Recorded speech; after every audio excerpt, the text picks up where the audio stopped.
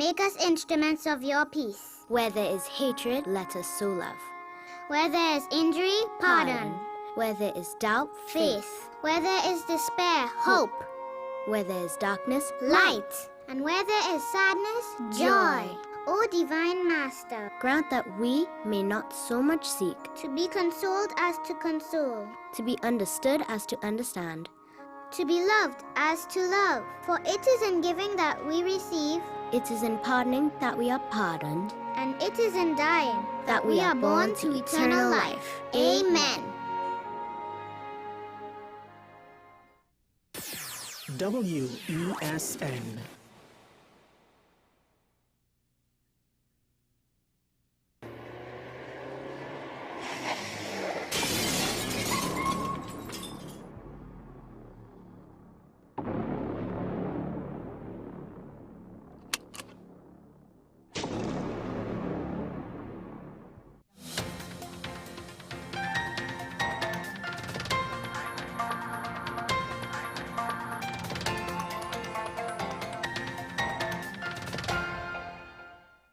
Here is your WESN News on the Hour. I'm Naomi McNish. Thanks for joining us. Here are the headlines.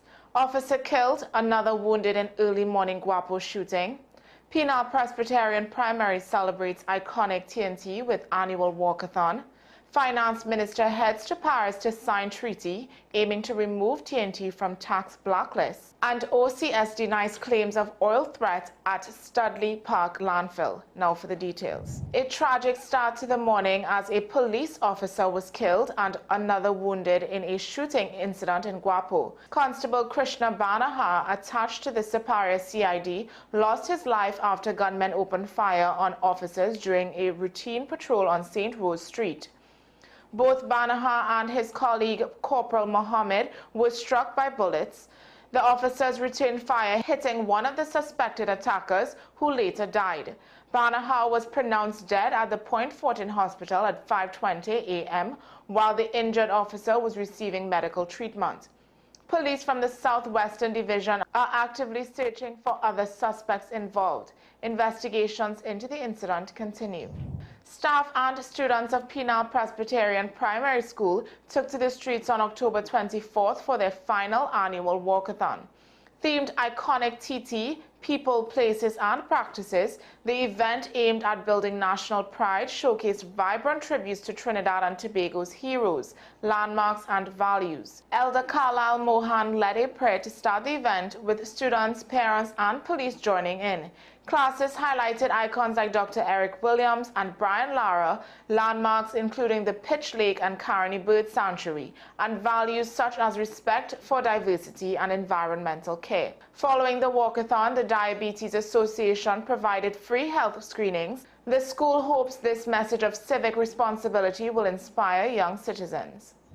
Finance Minister Culm Imbu travels to Paris on November 6th to sign a treaty that could help remove Trinidad and Tobago from 2 international tax blacklists. Speaking at a virtual press conference, Imbu said the treaty will enable tax information sharing with over 100 countries, bringing Trinidad and Tobago into compliance with the Global Forum standards for transparency. The move could lead to TNT's removal from the EU blacklist as well.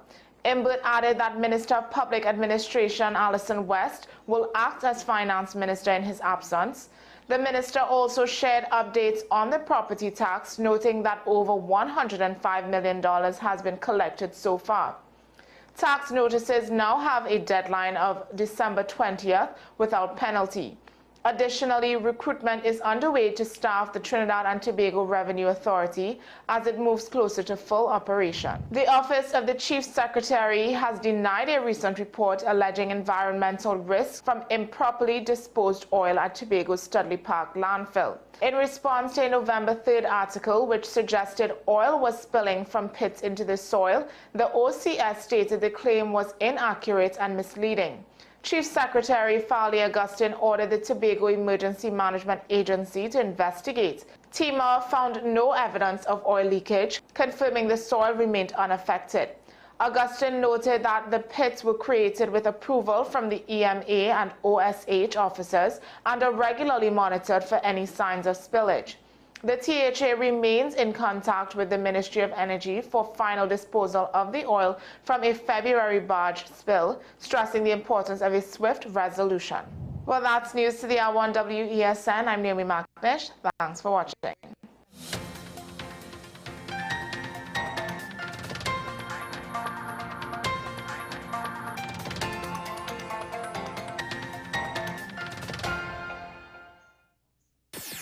WESN.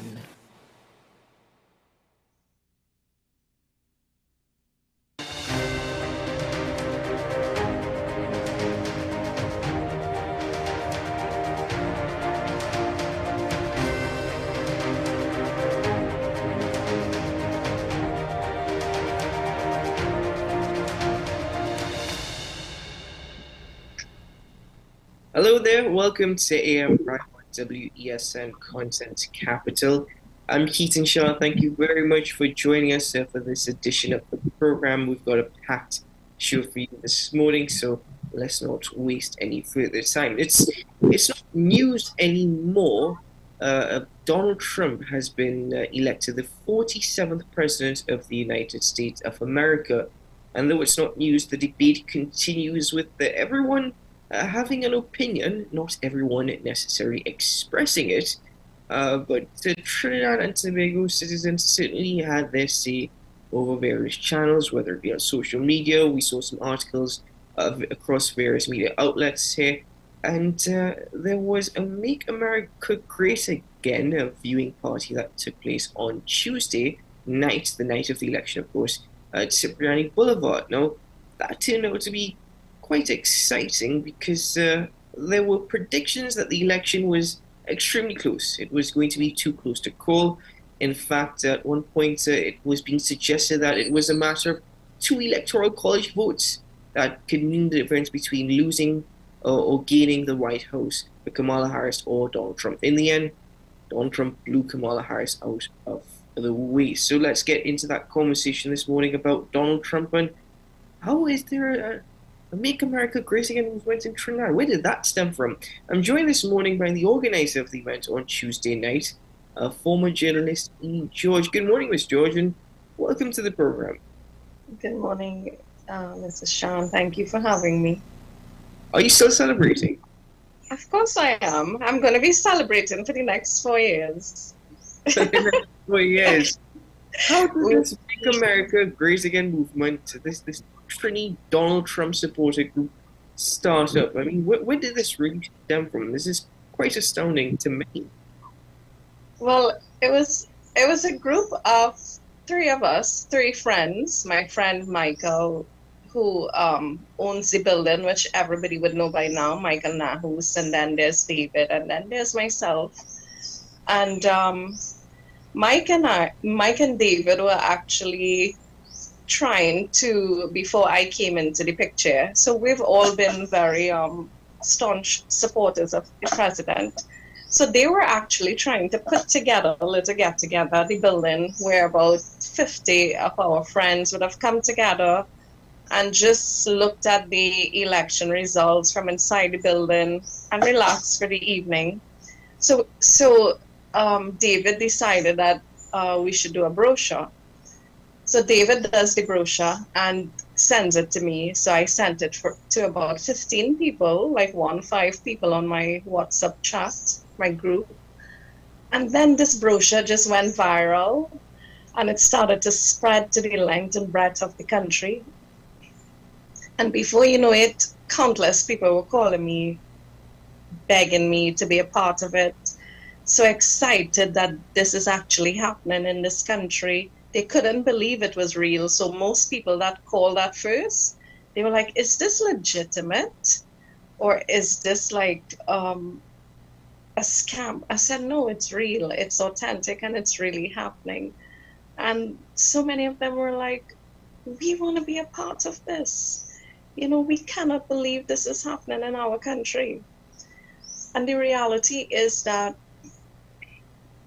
you know, America is the intelligence of the world. Whether we in the Caribbean would like to believe that or not, that is the reality. America is the major decision-making country in the world. Trinidad is a decision-following country. We're not a decision-making country. And America makes a lot of decisions that we naturally would have to follow. And not just us, but many other countries in the world. There's only 5 decision-making countries in the world, America being the leading one. Why Donald Trump as President of the United States good for Trinidad and Tobago, by extension, CARICOM? Why vote? No. You up a little bit. Why is Donald Trump as President of the United States good for Trinidad and Tobago? Oh, well, Donald Trump had some of the strongest foreign policies of any U.S. president in history, which saw the American economy rise to the highest ever recorded in American history. And not just that, but during a pandemic also. The stock markets broke its record while Mr. Trump was president. And when you want to know if a person is a good leader, you look at the economy that they built. And the economy under President Trump was the strongest ever recorded in history. It was the highest ever recorded in history. And that's factual. So that is why we would support President Trump, because when things go bad in America, it goes bad for us. I mean, look at our situation here in terms of foreign exchange and so on. And that's because when certain things would have been bad, they trickle down to us, that we are suffering today because of what happened there. I remember during his last term as president, there were people who were really abusive to me because I was supportive of him. They would insult me and try to degrade me. But of course, I don't really pay attention to those things. I ignore those things. But you know what was the interesting fact? They would boast that their stocks were doing the best under President Trump, but yet they were so hateful of him. And when you ask them, why do you hate him? They really can't tell you. All they can say to you is, oh, I can't stand to hear him talk, or I can't stand the way he looks, or whatever. But they would boast that their stocks were doing the best that they've ever had. So for me, a lot of the people that would not support him, their arguments are very hypocritical, and it's not based in facts. And for me, something doesn't exist if it's not based in fact. And I think that Donald Trump has been painted in the image of someone who he really isn't. Do you think that he has been treated unfairly when it comes to the image that particularly what has portrayed him as? he's been treated grossly, massively unfairly by to me, that I've seen every single Western media house. Even here in Trinidad, when I look at certain mainstream media stations and I see they're peddling the same mistreatment and misrepresentation of who Donald Trump is, I just shake my head. I don't even look at these stations anymore. I don't look at Western media stations anymore. I look at independent news and intelligent reporting. Because when in 2016, President Trump was on the campaign trail, and I would turn my television on every morning just to look at world news to see what's going on around the world, the first thing that comes up on every single station that I would flip, CNN, ABC, MSNBC, NBC, BBC, all these stations, it was complete hatred for one man. And I was asking myself the question for like a few days. I was confused. I couldn't understand it. And back then, I was not even an avid supporter of the president. Their hatred for him actually made me pay attention to the life of this man. As a journalist, you know, I looked to pay attention to him from the objective perspective. And when I started paying attention to the life of Donald John Trump, I recognize that this man is nothing what they've painted him to be. And I actually stopped looking at all of those media stations then, because I said, that's not journalism. That's not responsible reporting.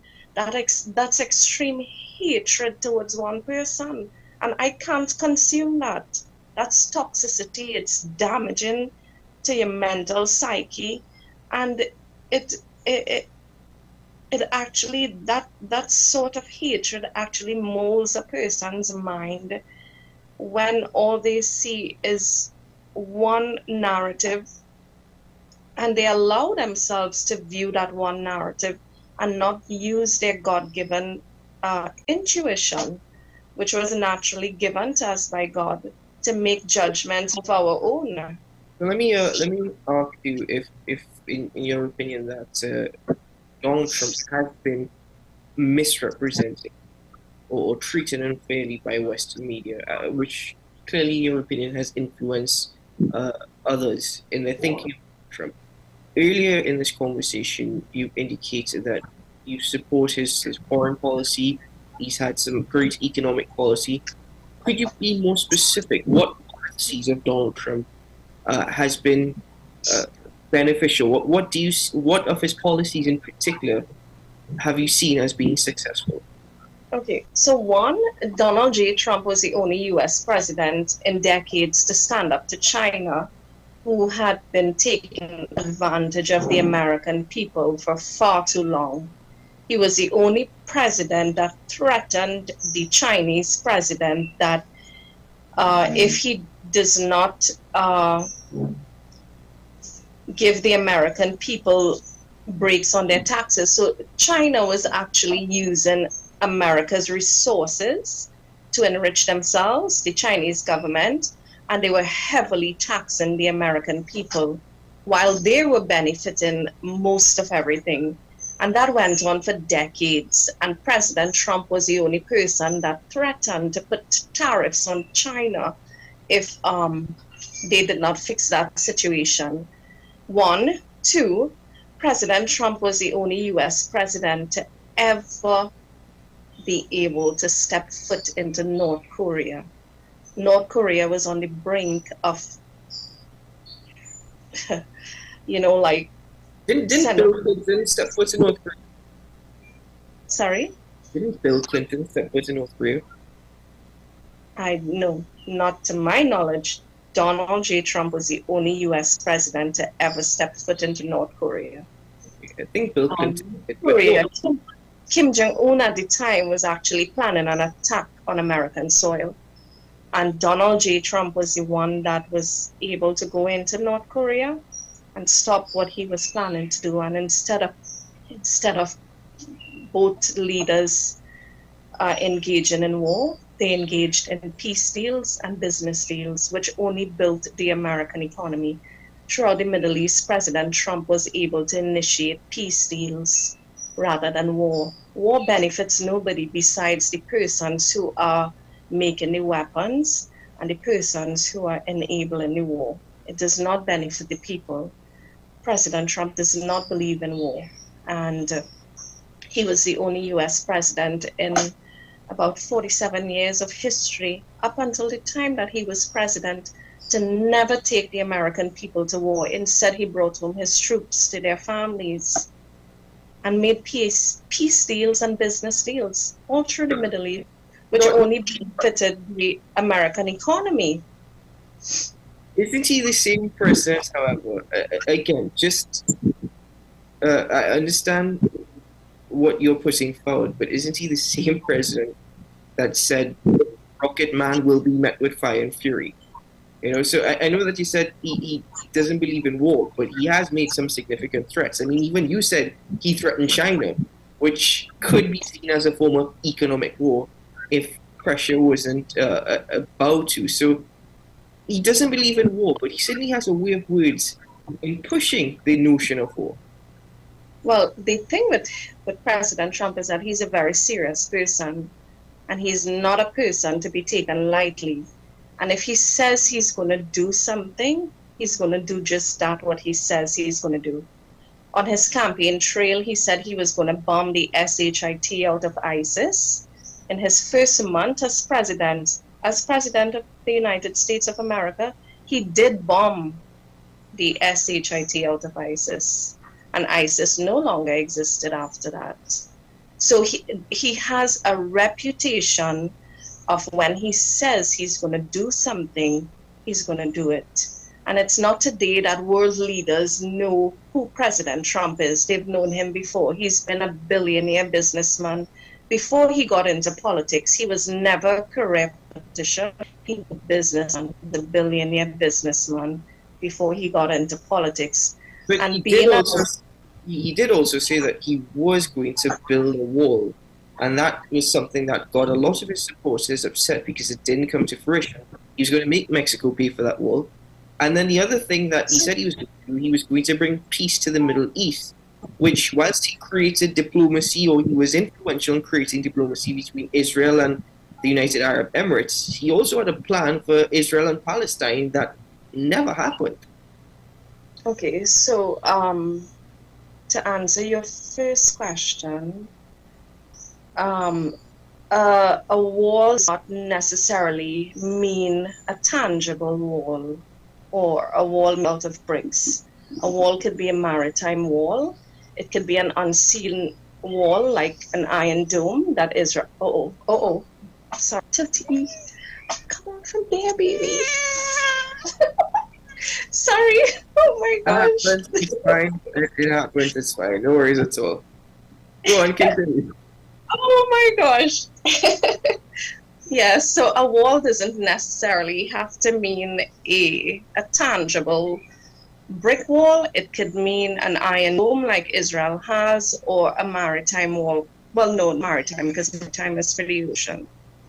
But yeah, so if he did not get to start that wall because he was fighting the immigration crisis in America, I'm sure that now he's going to be able to work on doing that, because I mean, it's only 4 years he had. He was not voted back in, and it's only so much a person could do with the allotted time that they have. When Gary Griffith was Commissioner of Police here, Gary Griffith had a lot of plans that he was never able to execute because he just did not have the sufficient time to be able to do what he wanted to do. And I remember him stating when he was Minister of National Security under the Kamala administration that he had plans, and he showed me a list of the plans that he had, and it was never executed because he didn't have the time to be able to do it. He wasn't allotted the time to be able to do it before he lost his position.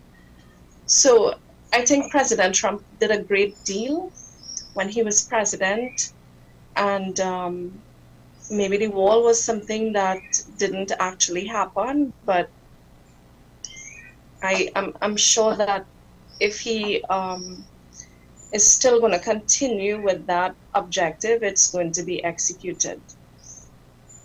Now, in respect to, again, coming back to his policies and what you've spoken of thus far this morning, what are your expectations for the next 4 years, given what you would have seen from President Trump between 2016 and 2020?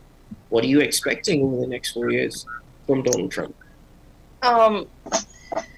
So one of my biggest concerns since he was voted out of office was this evil agenda that overtook America, which is the destruction of traditional family life.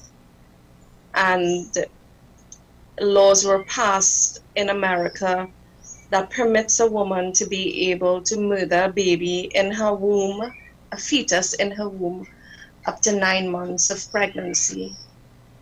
And for me, given rights to murder a fetus at 9 months, to me that's murder in the highest degree. And I believe that what I think is going to take precedence is that traditional family life is going to happen again. God is going to be introduced into the American society again, because he had an experience after almost being killed on 2 occasions. He had an experience with God where God transcended and liberty took place, where he had a renewed condition of his soul. And he's been on a spiritual journey now, and I think that journey, that spiritual journey that he's been on now, he's going to use his experience to bring God back into America and the American society. And I think that is needed so much, because if you look at what's been going on in America in recent times, where men are participating in women's sport, you see things that's never ever happened before. That happened within the last year. The crazy stuff you can imagine you've seen within the last 4 years in America, where they're legalizing that a man goes to a woman's washroom, and there's all these different genders that exist. No way. There's only 2 genders, and I totally support that movement, that major movement of bringing God back into the American society. When did That's my number. there are two things in respect to that come to mind, because there was this entire thing of Make America Great Again. So let me ask you in 2 questions. One, when did God ever leave American society? And 2, when Make America Great Again, when has America never been great? America has lost a lot of its great abilities within the last couple of decades. America has been involved in 90-something wars since World War II. What is great about that? You tell me, what is great about a country being involved in wars and creating wars in other countries? There's nothing great about that. It's destructive. What is great about a society where people, they have no discipline, they're lawless, they're able to do whatever they want, no accountability is held, and they're just become a bunch of people who have become deranged. If they don't get their way, it becomes a lawless situation. And there's been so many school shootings and murders. And so America has never been great. No, they were. I would believe that America was great in the days of Abraham Lincoln, George Washington, President Nixon, Ronald Reagan. I think a lot of people will hold the opinion that the last good era American presidency was under Ronald Reagan. After that, I think things just really went downhill for America. Okay. So, as we are getting towards the end of this conversation, why is it that Trinbagonians should be excited about Donald Trump being president of the US? Because for me, it's quite interesting that everyone has an opinion, and some people might issue their support. But to have a movement in Trinidad is quite interesting. The turnout seemed to be quite amazing on Tuesday night. So that's good. But why is it that Trinbagonians should actually be excited about Donald Trump being president of the United States? What's in it? Why does it concern you? Okay, so Trinidad, we have the real treaty with America, which allows us to partake in the ability to ship contents that we like. Trinidadians, they bring in a lot of stuff in shipments for their businesses, for personal use, for family use, on Amazon, online. And when you have an American economy or the American dollar that's not doing well, naturally all of these aspects of American society is going to be affected, and we are going to be affected. If you would have noticed within the last 4 years, the prices of shipping and the rates of shipping has really maybe quadrupled for us here in the Caribbean. And it's because that one of the reasons is that the American economy took a serious nosedive. And when the American economy is at its best, we are at our best also. And people who understand the business perspective of an economy would more appreciate what President Trump, what his policies in terms of economics and peace has done for America, has really done for us by extension. When you understand those things, you're excited to support a person and go all the way out for a person who would bring some level of peace and contentment to your economy by comfort, by way of comfort. And our comfort here is that we would go online and we would buy things that we want, that we see that we want, and we're able to bring it in. So that's one of the most basic examples of what I can give you. I'm so sorry to interrupt because we are out of time, but to get to your point of saying that when the American economy does well, we do well down here.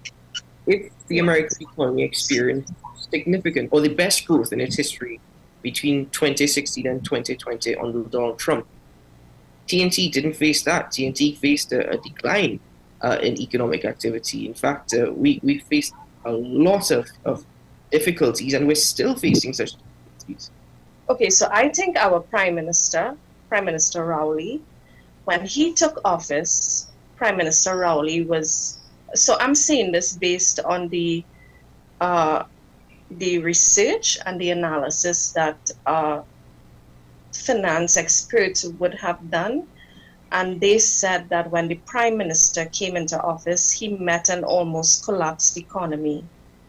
And you cannot blame a Prime Minister who comes into office and met a lot of financial issues. You can't do that. It's going to take a while for him to build up the economy, which I know he's been trying to do. I think a lot of people doesn't understand our Prime Minister and the sacrifices he's made to build our economy back up, and that the IMF is not able to come and devalue our TT dollar.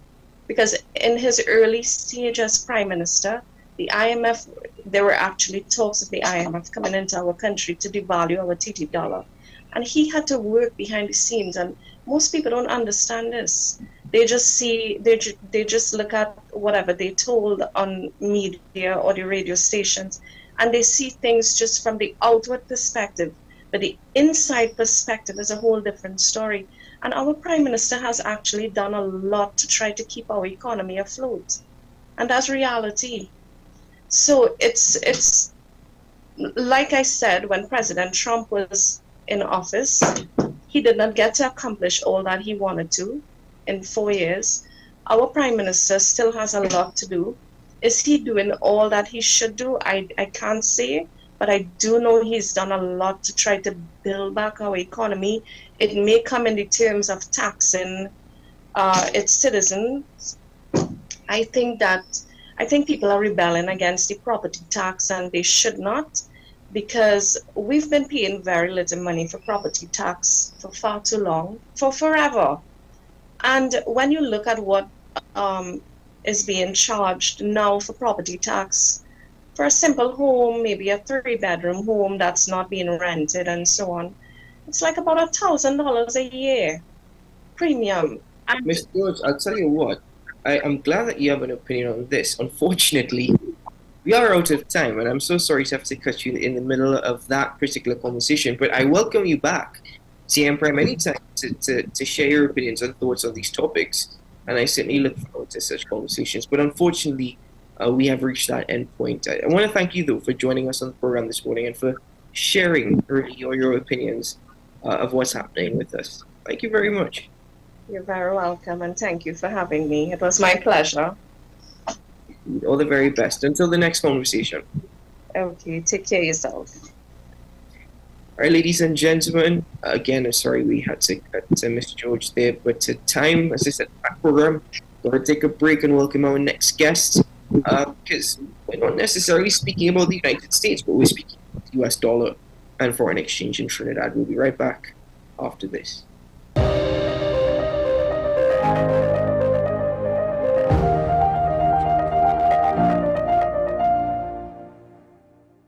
SM Group International Limited, your solutions partner for the latest innovations, brands and competent staff to meet your needs.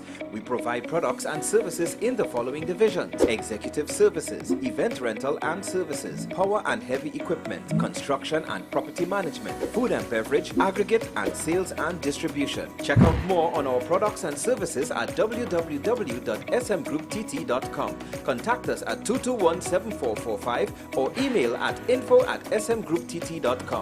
We are SM Group International, your solutions partner.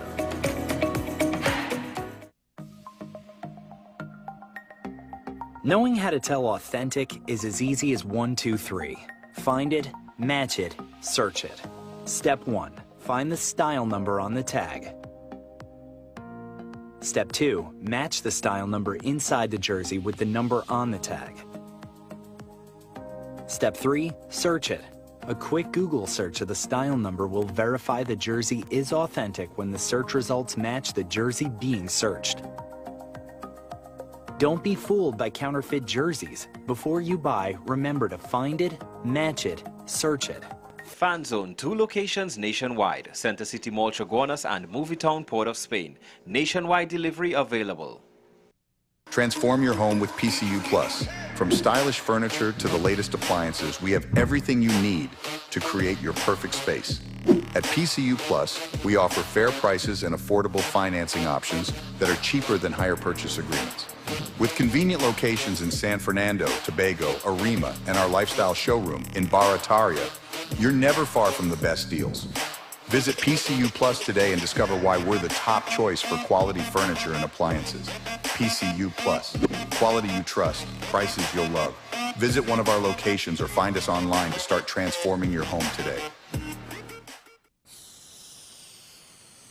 If these walls could talk, they'd cry uncle.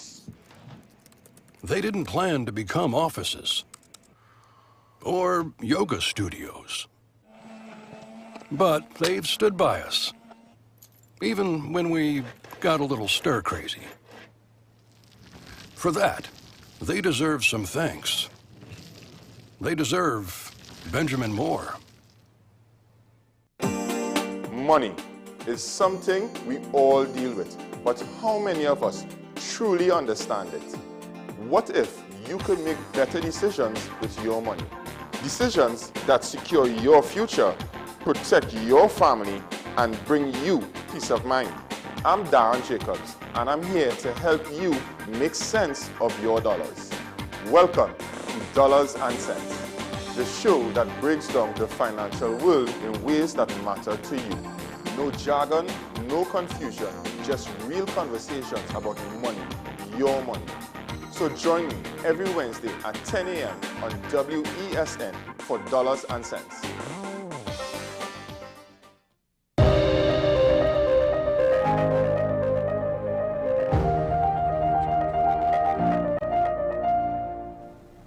Welcome back to the program, ladies and gentlemen. Thanks for being with us this morning as we continue the conversation. We're now focusing on the foreign exchange situation in TNT. Some have suggested we are in a crisis. The Minister of Finance held a press conference on Tuesday in which he's indicated that he plans to meet with stakeholders to review the current system for the distribution of foreign exchange in TNT, it being an honor system which has been in place for the last 25 years. It is hoped that once consultations have ended, an avenue, a possible plan to regularize how foreign exchange is distributed will come into play. I'm joined this morning by former government minister and CEO, current CEO of the Arthur Lockjack School of Global Business, Mariano Brown. Good morning, sir, and welcome to the program. Good morning. Good morning to all your listeners as well. Mr. Brown, the press conference on the part of the Minister of Finance, where he spoke of meeting with stakeholders and possibly coming up with a plan to regularize how the distribution of foreign exchange in Trinidad and Tobago is done, has it brought with it a sense of hope or a sense, are you anticipating something fruitful to help deal with this situation that TNT is currently facing? Oh, I mean, confusion. I don't understand what the minister says as an honor system. I mean, this is a market. It's a free market. We made a decision in 1993 to move away from exchange control, which meant that you had to apply to the central bank for permission to get foreign exchange. And we moved away from that system because it had failed. And we moved to a system which was really meant to have a market system, meaning that the price of the foreign exchange would change depending on demand. Now, we've been in a situation, and I mean, it's not a crisis. We have 8 months of import cover. The minister has said this on many occasions. He said it during the budget speech. He talked about the size of the Heritage and Stabilization Fund, and there was so much availability. So I'm shocked to hear him talking about reviewing the distribution system. The system is that people go to the commercial banks to buy foreign exchange. The problem with the system between the Minister of Finance and the central bank is that they're not allowing the mechanism to work. The way the price mechanism works is that when things are in short supply, the price goes up. As simple as that. In foreign exchange markets all over the world, the price of foreign exchange varies by the minute, by the hour, by the day. There is no one price. Transactions are done at different prices all during the course of the day. And the announced price at the end of the day is either 1, the last trade, or 2, the weighted average of all trades that have taken place during the course of the day. And whether we like it or not, if we are running, which is what I think has happened, we're running what one would call an attempt at a fixed peg to the US dollar. Well, the US dollar varies in every market every day. So whether we like it or not, the price of our exchange rate will vary as well with regard to other currencies. It's difficult to run a fixed peg on an ongoing basis, and I think that's the critical issue here. So I'm sure, I mean, we have to look at our circumstances. The reality is that we're not exporting the volume that we need to export, partly because or largely because the supply of natural gas is much less than it was before, and the prices of our export products, in particular our hydrocarbon products, which is oil and gas, have dropped. And as a result, there is less foreign exchange in the system. And there are other reasons which could account for that as well, but I won't go into that. Just surprised to say that at this stage, the amount of exports that we have, which earns US dollars, which comes back into the system, is less than it was before. And notwithstanding the improvement in the performance of what we would call the non-oil manufacturing sector, is not sufficient to compensate for the decline. And in those circumstances, if the supply of foreign exchange is less, one would expect the price of foreign exchange to move and to reflect the scarcity of foreign exchange. That's the first point. But if we say we have 8 months of import cover, there is not a crisis. Right? The crisis is that not enough foreign exchange is being released in the market at the current prices. And there are market reasons for that. Why is anyone going to sell to the bank at $6 or $6.60 if they can get or sell US dollars outside of the banking system at anything above anything between $7 and $8 and change? I mean, that means you're losing 12% on every transaction. I mean, it's just sheer silliness to say that the problem is with how we should on our system. The reality is that there is a difference between the black market price and the current price at which the banks are selling foreign exchange. And in those circumstances, you will not get supply. That's the reality. Well, Mr. Brown, thank you for explaining that, because I now understand what you meant when your initial response was confusion. It now makes me wonder exactly what these consultations are based on and what they would lead to. But to get a further understanding, exactly who is responsible for the price of the US dollar in Trinidad and Tobago, as well as who is responsible for the distribution of foreign exchange. The minister made it clear that he has no input on how it's distributed. So exactly how is it distributed? Well, it's done through the commercial banks. The commercial banks get foreign exchange from their clients, and they sell to the public. If they don't have foreign exchange to sell to the public, they don't sell to the public. And they also have, what they will sell to is that their preferred or their largest customers. It's as simple as that. The people who have, because they have a responsibility to the business customers that they deal with on an ongoing basis.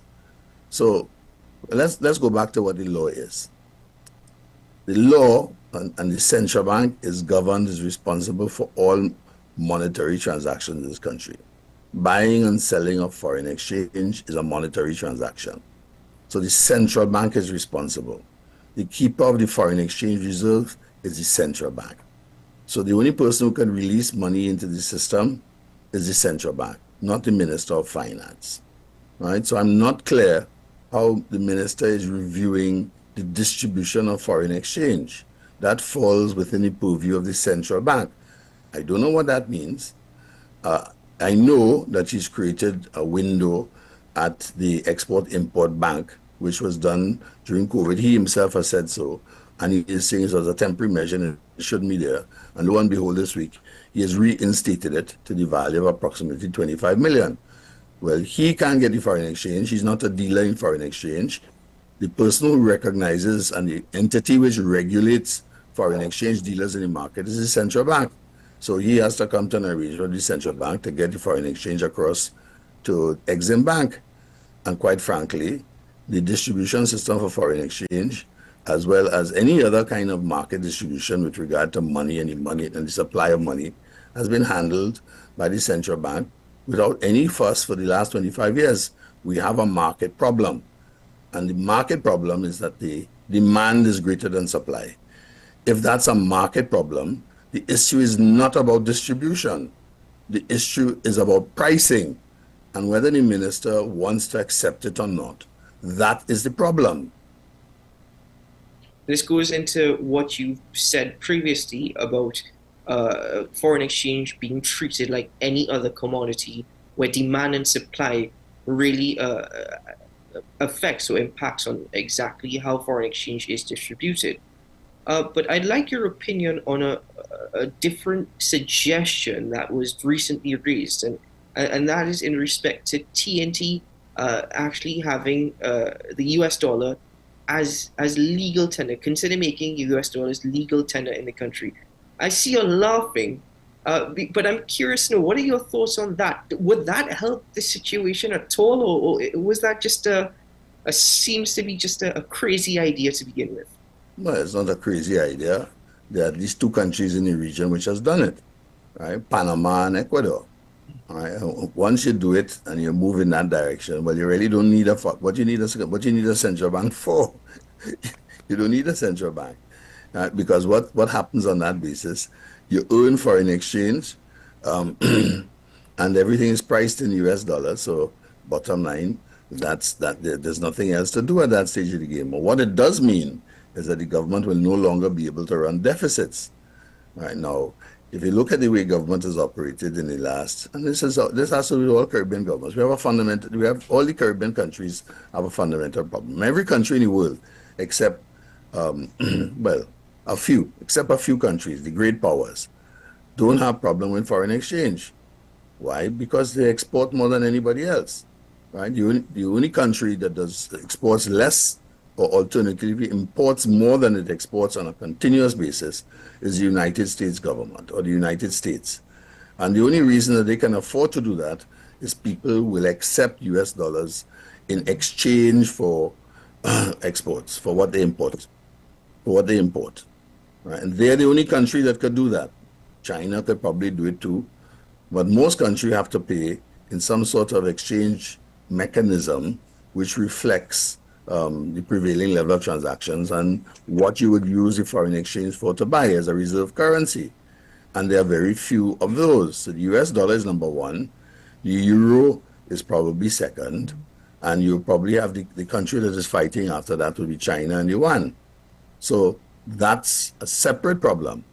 If you were to dollarize, then it means that you could only use and operate on the basis of the US dollars that you have. So your ability to expand your economy or alternately to do anything, or government's capacity to intervene in the economy is reduced to virtually zero, because government has no control over it. It becomes trade related. You could only intervene if you have surplus dollars. And if you are importing more than you're exporting, well, that's it. You're not in the game. So it comes back again. It just seems to be a cycle. It comes back again to the issue at hand, where our hydrocarbon exports have declined, and therefore our U.S. earnings have declined, which is, again, it really would make a difference if the dollarization comes into place. If that is the case, do you think that the solution put forward of taxing oil and gas energy companies in Trinidad and Tobago in US dollars, they having to pay their taxes in US dollars, is that a solution that you think can work in our favor? Look, we have a fundamental problem, right? And the fundamental problem is very simple. We are importing more than we're exporting. That's the first point. So you're always going to have a demand for US, which is greater than the supply. That's the first point. This is the region in which we exist is a US dollar market, and the ambit or the area in which we operate is largely done on the basis of US dollars. So that's the first point. The second point is that if you tax or they pay everything in US dollars, and we have more US dollars available, how are you going to balance off the equation anyhow? Let's put it this way. When we had $11 billion in reserves, we had approximately, that was meant to be 11 months of import cover. In reality, what that means is that the net requirement for US dollars was $1 billion a month. Our US dollar reserves at the moment are $5.6 billion. But that's amount to $8 billion, 8 months import cover, which means that we've reduced our effective demand to $750 million. We reduced it by 25%, and yet the market is still not sufficient. It means the volume of dollars is just not sufficient to satisfy demand. There are two reasons for that. One, we're importing more than we're exporting, and two, there's a confidence problem. And three, there's a pricing problem. It's simple economics. I am not going to sell the bank my US dollars at $6.50 if I could get $7 or $7.50 for it or $8 for it outside. So that US dollars are not coming into the banking system. They don't have enough of it. Right? There's a price differential. And as long as there's a price differential, I can make my own market. I'm going to get 10% more if I do it. And the second part of what that signals and what that represents a confidence issue. You can't solve the confidence issue you could solve the confidence issue by making more US dollars available at $6.80. You could solve that very simply. Just make as much US dollars as possible, and what you will find is that it will disappear literally overnight, right? Because everybody will basically hedge it. And that's the lesson. Mr. Smith, the Bank of England attempted to basically peg the pound at a price which is not a market-driven price. And a fellow called George Soros made about 3 or 4 billion pounds in 2 days, right? Because he bet against the pound, and the pound event they had to basically come off the dollar peg. It just didn't work. So this is the reality. Markets determine prices, right? So even if the minister is able to get them to provide more, right, that's not the market mechanism. There's an imbalance in the system, and the imbalance in the system has to do with pricing and confidence. Mr. Brown, if it is simple economics, why does it seem so difficult to implement or enact such? If this is simple, why are we still in this position of confusion? No, I think that's very straightforward, because we attempted to solve a market problem with a political variable. Right? The minister has made it a point of honor to say that there will be no adjustment in the market price for the US dollar, but not prepared to make the fiscal adjustments and make that a reality. There's one country in the region that has a fixed dollar peg. It's Barbados. And when that happens and the system is out of order and is not generating enough, the government therefore cuts its deficit and sends home government employees. It cuts the amount of money that it spends. Now, in Barbados, there's an understanding that that adjustment will be made across the board. And Barbadians understand, they're not happy about it, they don't like it, but they understand the system. Right? When we are spending more than we earn, right, this deficit has to be cut, and therefore we will do what is required. We'll cut our expenditure. And that means everybody has to cut the expenditure, governments, private sector, everybody. They understand that, right? And if they get sufficiently annoyed, then they'll change the government. Now, that is the message. The minister is unsettled because if he follows the normal market rules, then prices could go up. But the reality is also this. Every business in Trinidad and Tobago is pricing their inventory at a price which is bigger than or larger than the current exchange rate. So even they already know that everybody's trading on that basis, that they're buying items and they're pricing their inventory north of $7. Right. So, and small businessmen, big businessmen, same thing. Everybody's doing it. So to suggest that the government could control market forces is not sensible, is not going to work, right? That's the lesson of Mr. Soros and the lesson of the Bank of England versus Mr. Soros. Mr. Soros won.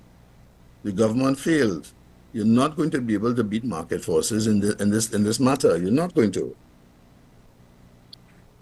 Final question to you this morning, Mr. Brown, on another branch of this entire issue. Quite recently, a businessman wrote to the IMF asking for intervention. Now, I know that the government have indicated we're not dealing with the IMF. That's nothing to do with us. What are your thoughts on a businessman writing to the IMF asking for intervention? I thought that many of the moves that were adopted by that particular businessman were silly. The reality is the issue is not about distribution, right? And nothing the minister could say could change that. I mean, they could attempt to say, and what that argument is, and attempting to write to the opposition leader, write to the IMF, is to say that the system is unfair and somebody should step in there. The IMF have no locus standi in all matters. No external entity, multilateral entity, has any locus standi. They can only have influence to the extent that the government is prepared to accept their advice. That's it. The government of the day makes a decision. And the issue here is a political one, as well as an economic problem. And you cannot solve an economic problem with politics. You can't. The minister knows that. But the minister also understands that there's an election in a year. So he's trying to do the impossible and give everybody appearance as though he's capable of doing something. He doesn't have the power to make this change. The only thing that could satisfy the imbalance in the foreign exchange market is to make more US dollars available. And to make more US dollars available, you have to make a decision. Either you're going to give away money at $6.80, or you're going to allow it to operate, the market to operate at a sensible price. And we already have indications of what that price is. Mr. Brown, I tried to squeeze a lot into this interview this morning, so I thank you very much for your time and thank you for bringing clarity to a lot of what is happening in TNT. Thank you very much, sir. You're welcome. Thank you very much for the time. All the very best. Take care. Well, ladies and gentlemen, I think that right there, that interview brings a great sense of clarity and quite frankly, explains a lot. When the minister spoke about an honor system on Tuesday, I was rather confused. Going on to say that he will be meeting with the stakeholders to try and resolve the situation, or try and bring a plan to resolve the situation, but then saying that he has no direct involvement in the distribution of foreign exchange, it can be a bit confusing. So thank you very much for that information shared. Let's take a break here on the program. When we return, I think we've got some good news to wrap up this morning's edition of the program. So stay with us.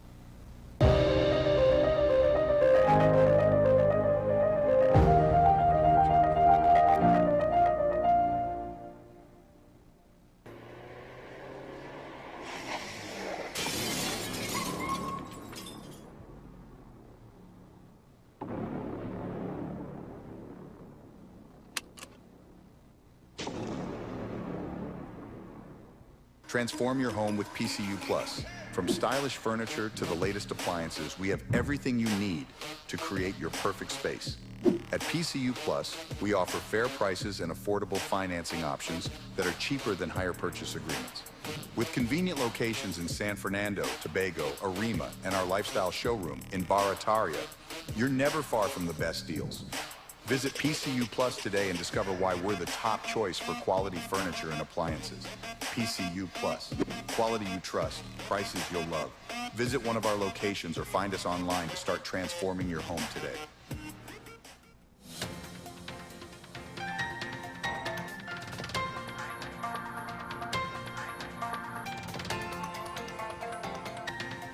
Hi, good morning, Mr. Shepherd. How are you? Here is your WESN News on the Hour. I'm Naomi Macnish. Thanks for joining us. Here are the headlines. Officer killed, another wounded in early morning Guapo shooting. Penal Presbyterian Primary celebrates iconic TNT with annual walkathon. Finance Minister heads to Paris to sign treaty aiming to remove TNT from tax blacklist. And OCS denies claims of oil threats at Studley Park landfill. Now for the details. A tragic start to the morning as a police officer was killed and another wounded in a shooting incident in Guapo. Constable Krishna Banaha, attached to the Siparia CID, lost his life after gunmen opened fire on officers during a routine patrol on St. Rose Street. Both Banaha and his colleague Corporal Mohammed were struck by bullets. The officers returned fire, hitting one of the suspected attackers, who later died. Banaha was pronounced dead at the Point Fortin Hospital at 5:20 a.m., while the injured officer was receiving medical treatment. Police from the Southwestern Division are actively searching for other suspects involved. Investigations into the incident continue. Staff and students of Penal Presbyterian Primary School took to the streets on October 24th for their final annual walkathon.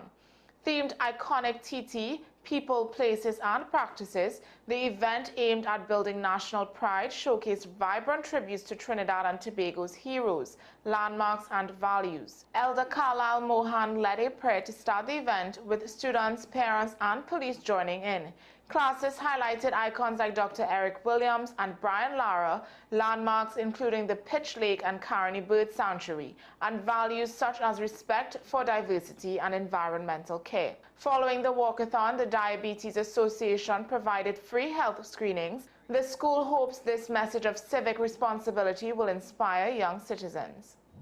Finance Minister Colm Imber travels to Paris on November 6th to sign a treaty that could help remove Trinidad and Tobago from 2 international tax blacklists. Speaking at a virtual press conference, Imber said the treaty will enable tax information sharing with over 100 countries, bringing Trinidad and Tobago into compliance with the Global Forum standards for transparency. The move could lead to TNT's removal from the EU blacklist as well.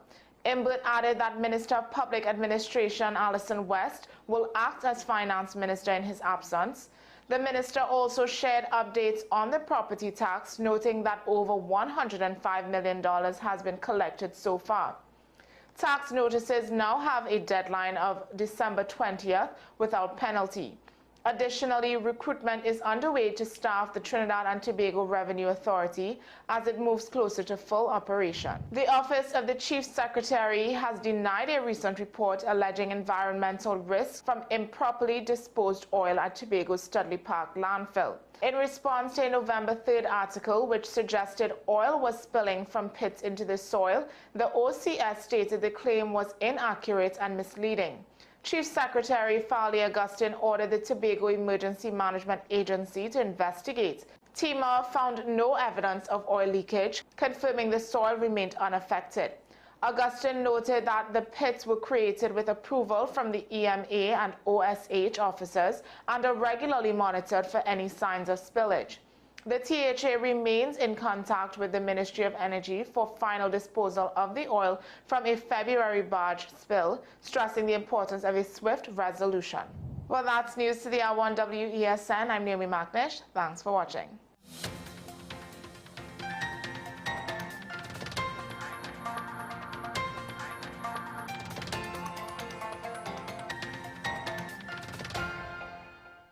SM Group International Limited, your solutions partner for the latest innovations, brands and competent staff to meet your needs.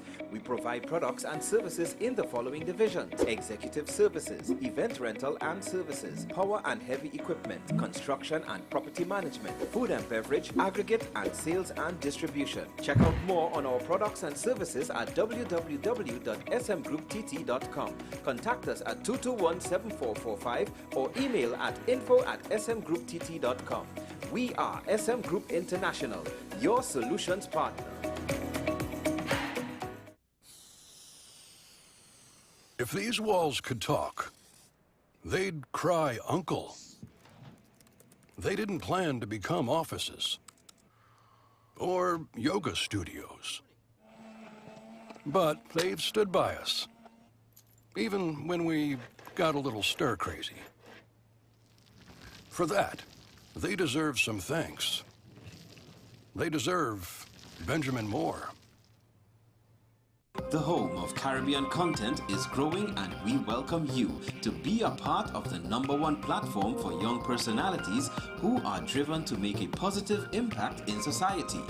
As we continue to reach every corner of Trinidad and Tobago through our daily broadcasts, our social media pages, or through our 75+ digital billboards across the nation, contact us to learn about our competitive rates via marketing at wesncc.com or call us at 628-5835. WESN Content Capital, television with a difference.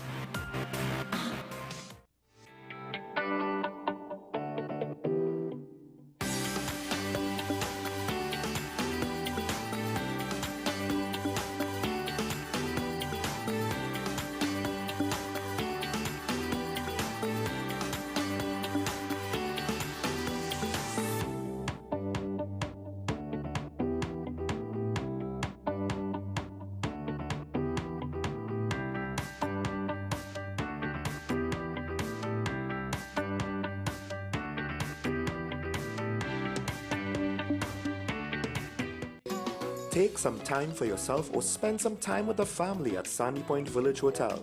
Enjoy our various studio and suite apartments, self-contained with their own kitchenettes and Wi-Fi. We also have our famous 100-foot swimming pool and our beachfront restaurant, the Steak and Lobster Grill. And our location in Crown Point puts us near the center of activity, from the nylon pool to the local nightlife. Call us and make your reservations at 639-8533, 389-2378, or email us at sandypointvillagehotel@gmail.com. Knowing how to tell authentic is as easy as 1, 2, 3. Find it, match it, search it. Step 1. Find the style number on the tag. Step 2. Match the style number inside the jersey with the number on the tag. Step 3. Search it. A quick Google search of the style number will verify the jersey is authentic when the search results match the jersey being searched. Don't be fooled by counterfeit jerseys. Before you buy, remember to find it, match it, search it. Fan Zone, 2 locations nationwide: Center City Mall, Chaguanas, and Movietown, Port of Spain. Nationwide delivery available.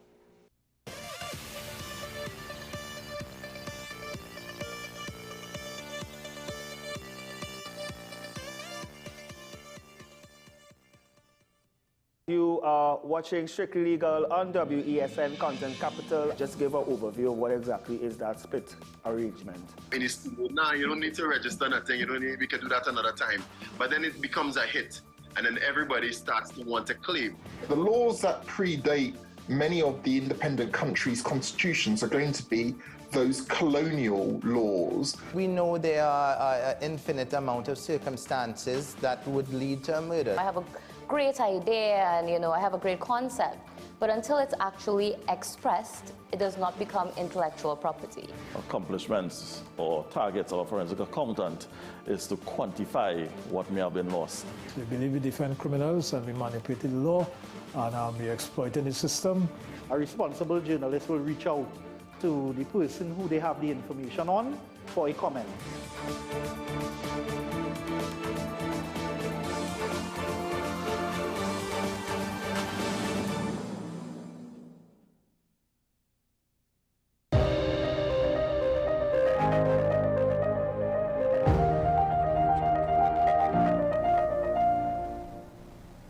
Welcome back to AM Prime, ladies and gentlemen. Thanks for being with us. As I said, we've got some good news to end this edition of the program.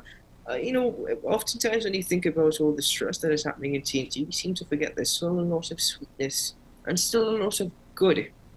And I always say that Tobago has a lot of that sweetness, but there is one aspect of Tobago that is making things just a bit more sweet, and that is the Green Key certified initiative that is happening in Tobago. In fact, Colin Shepherd, proprietor of Shepherd's Inn, his hotel is Green Key certified. How has that changed his perspective on environmental stewardship, and how has that impacted upon his business? Well, Mr. Shepherd joins us this morning on the program. Good morning and welcome to AM Prime. Hi, good morning, Trinidad and Tobago. It's an honor to be here this morning. Well, thank you very much for joining us indeed. Now, a spoiler alert, I do have a bit of a bias when it comes to this conversation because Tobago has a special place in my heart. And apart from which I've been told by many, I need to visit Shepherd's Inn. So, Mr. Shepherd, let me start by asking you about this Green Key certification program. Exactly what is it and what are the benefits associated with it? Well, Green Key is an award that is given to hoteliers or individuals who have conformed to sustainable standard in the tourism industry, also sustainable operations in the tourist industry. And since we have been Green Key certified, it's that we have seen so many changes in our operations. People who come to Tobago, our intake of tourists now has gone really high. Is that we have attracted the environmentally conscious client. They are all coming to Tobago. We have gotten so many calls from all over the world, North America, Europe, even from Trinidad. So it's since that we have become Green Key certified, we have seen a lot of benefits. Is that our sales have gone up. Before we were operating about 50 to 60%. Now we have gone up to about 80%, and the sky is the limit here. This is 80% year round. Yes, since we have become Green Key certified. As a matter of fact, what we have done, we have added I think it's 7 more rooms to our room stock. And that is absolutely incredible. That's fantastic news. But becoming Green Key certified, my apologies, what did you have to do to achieve such certification? I mean, what transformation did the hotel have to go through in order for you to even be considered Green Key? Well, one of the things about it is that a Green Key certified property has to conform to sustainable standards.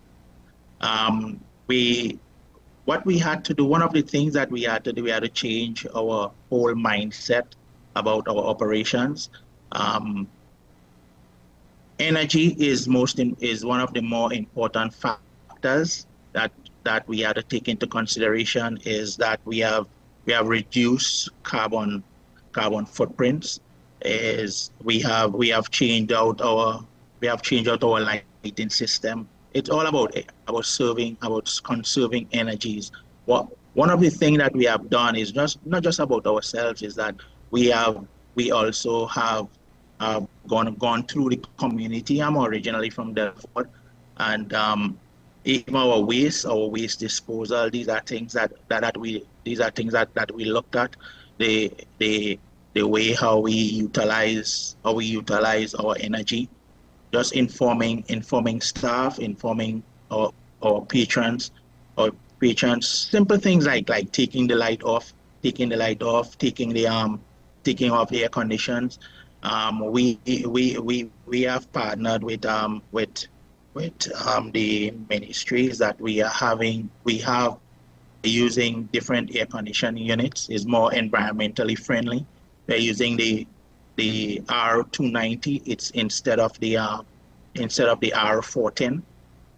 So we are looking at lower refrigerant to conserve energy. Even the water that we're using, we are looking at the water source that we're using, the soft water. We have bought new units, but it's an ongoing practice. It's quite tedious, but the rewards, I can say, it's tremendous.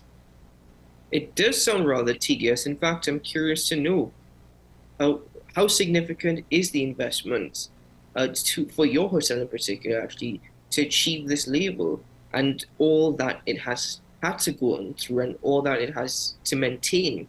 I mean, is it a significant investment? Yes, it is. From growing up, even as a child, the element of risk intrigues me, and I weigh risk, and I use calculated risk, and look down the road for the benefits.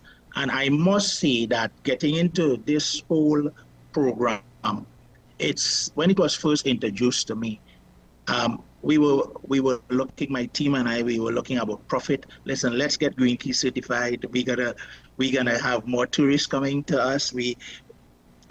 Before, I must say that we were also the first, along with Banana Quit, must say that we were the first two in the English-speaking Caribbean that was Green Key certified. So that was a massive plus. So it was a drive to become that first entity or first property on the island that was Green Key certified. So as I was saying, that the element of risk really intrigues me, and the cost factor. But down the road, there's so much benefits.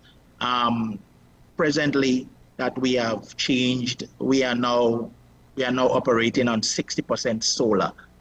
The mindset altogether. It's just about your mind. It's quite expensive, but it's not just about property. It's not just about profits.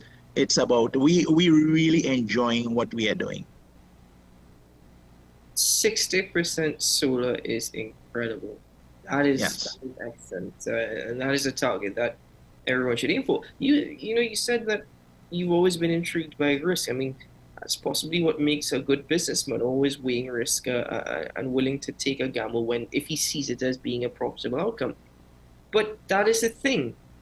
You are saying that initially you did this with profit in mind. Initially, yes, certification for you was profit in mind. Has that changed since? Has that thought or notion evolved since you've been embarked on this particular campaign? Well, no. It's still it. It has evolved so much that it's not just about, all I'm seeing right now is contributing to the community, contributing to the staff. Is that my whole life has changed because of Green Key. As I said before, I am from Delaford, and I want to take this initiative back to my hometown in Delaford. We an initiative that we have planned. We want to have we're going to be speaking to forestry soon, and we want to have a tree. We want to talk to forests, and we want to have a tree that we can plant. Tourists who comes down to our island, we want to have each tourist plant a tree in Tobago.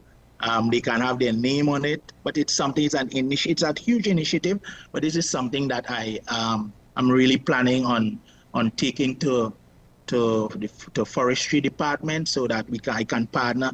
I want to partner with any entity that looking for a safe, clean Tobago, green Tobago, or by extension Trinidad. Well, taking it to Delaford Bay or Kings Bay, something that you could look out for soon there, hopefully. But how are you incorporating local into this initiative? I mean, what about the hotel, whilst being environmentally conscious, is also still staying very much Tobagonian, very much Trinbagonian?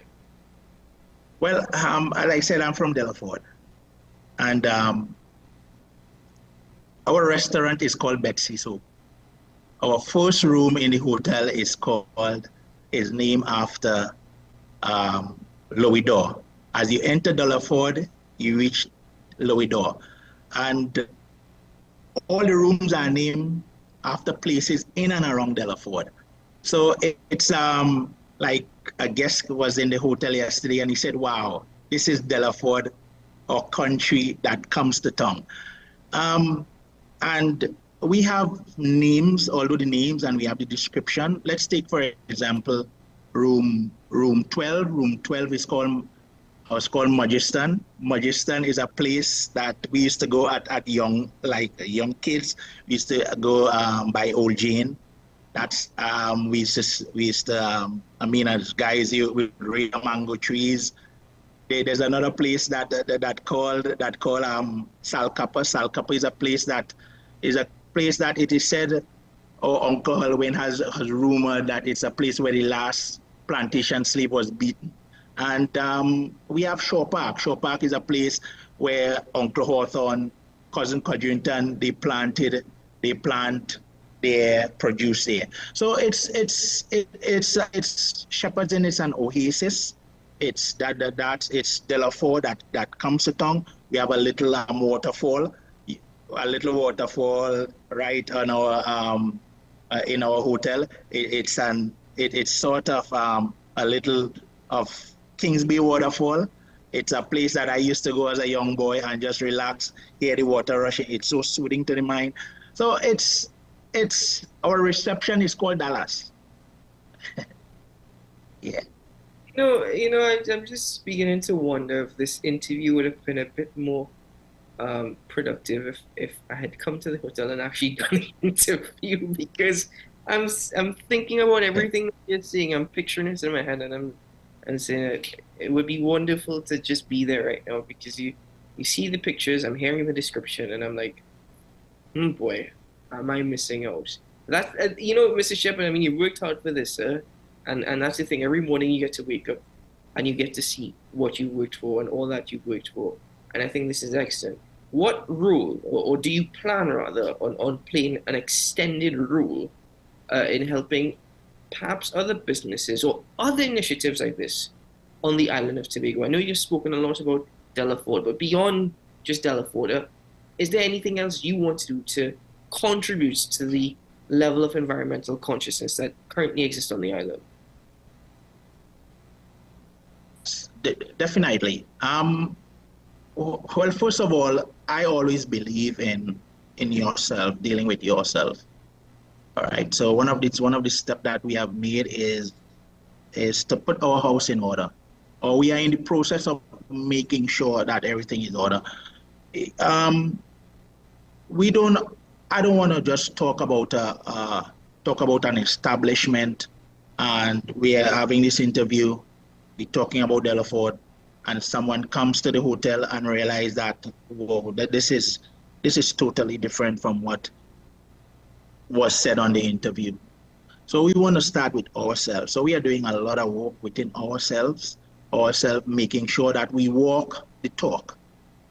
I'm also a member of the Hotel Association, or a director of the association.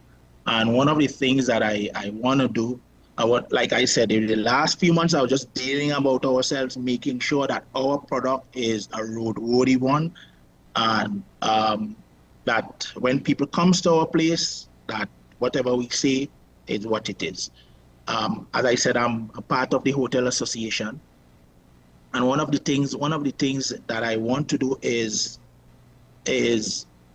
speak about standard. It's so important about standard. It's not just about getting into or building a property or a room and renting. It's about standard. I always stress on standard. I mean, we have the TTIC standard, things that you have that you must go by. And what I realized too, that a lot of establishment is just about profit. My philosophy, that's just mine. I believe that if you do a good service, you have a good product, you become multi-rich and you don't even know when. So what I want to inculcate in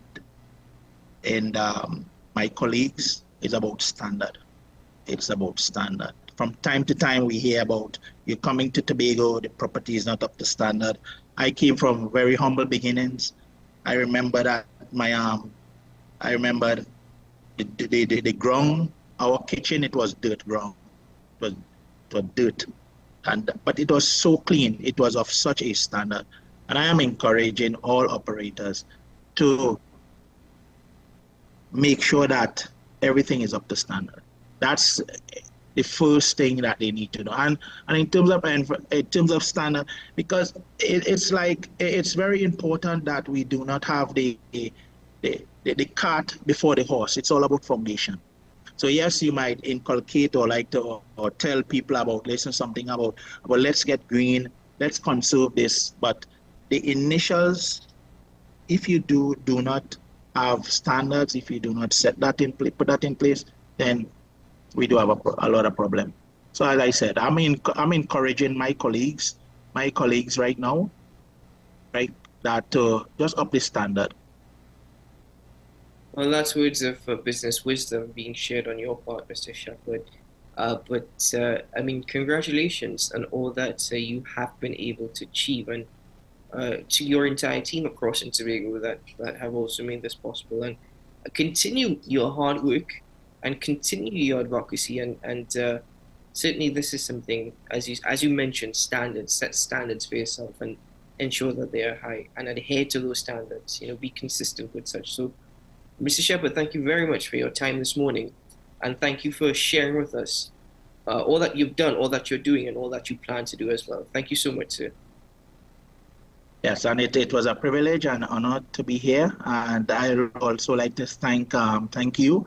I'd like to thank Digicel and Green TNT for the hard work that they have been doing. Thanks again. Thank you so much, sir. All the best. Take care. Okay.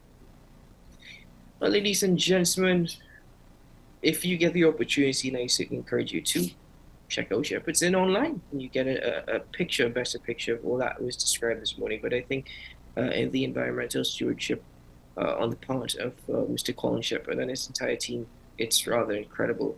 And all that they have done, from their waste system to their energy to their water, kudos to them. Certainly kudos to them. Well, you know me, I look for any excuse to head across to the Sister Isle, so maybe now I do have one to look forward to. So, Sean and I said on Tuesday, go to Tobago and go for some current roll. I'll just leave it there. Thank you very much to all my guests for joining me on the program today, starting with Eve George on why there is support for Donald Trump, or rather the Donald Trump Make America Great Again movement in TNT, and why it is they support Donald Trump. Thank you very much to Mariano Brown for joining us on the program, bringing some clarity, a better understanding as per the situation in respect to foreign exchange and the distribution of such following the Minister of Finance's press conference on Tuesday, and of course to Mr. Shepherd for joining us this morning. To my entire team and Ryan Gomez-Burke and Mile Wood in studio on a morning to ensure that AM Prime goes live and without fail, thank you very much to them for their continued hard work, and of course to Naomi McNish for producing the program. I'm Keaton Shaw. Remind you, today is a good day to have a good day. Don't despair. It's only Thursday. We're almost there. We've got one more day to go until the beloved weekend. And if your weekend has started early, lucky for you. But that means you could just wake up and join us for AM Prime again tomorrow. We'll see you soon. Bye-bye.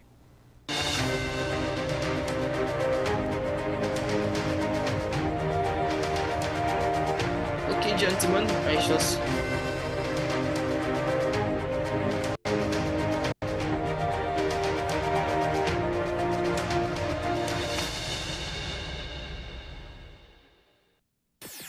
WESN.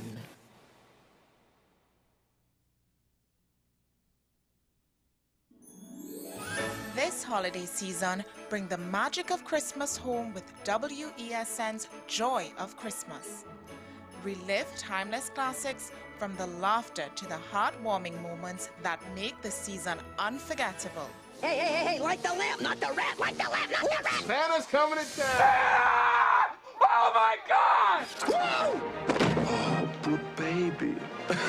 Experience the joy of WESN's special productions, crafted to bring you new stories and cherished memories. This year, let WESN bring the joy of Christmas to your home. Merry Christmas, Charlie Brown! Catch the Christmas spirit. Catch the joy. Anchors away. May the force be with you. Only on WESN.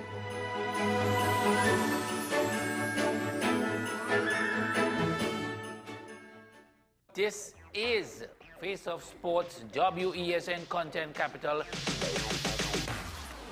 How you felt about the kiss on the lip? That's the business. I'm nothing to do with that. I find that was distasteful. The national senior team, whether you like it or not, that is the model for all other teams to follow. I'm assuming that the regional requirement may be a much stricter requirement. This is not about Pro League and Super League. This is a league run